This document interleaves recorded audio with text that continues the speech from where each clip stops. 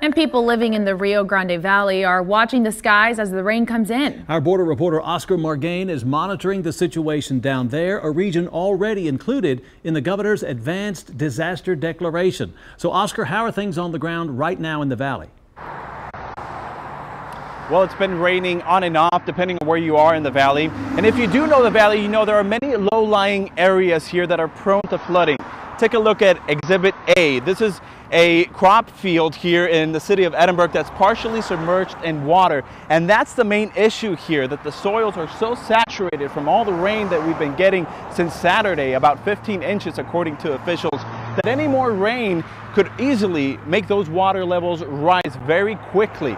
And that is why a lot of authorities across the Rio Grande Valley remain on high alert. They're ready to deploy their emergency crew and water pumps. There's also a call center that's directing people over to distribution centers for sandbags and also shelters.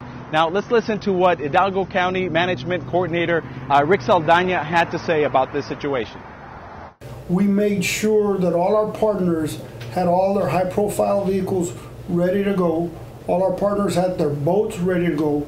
We pre-requested boat teams and high-profile vehicles from the state.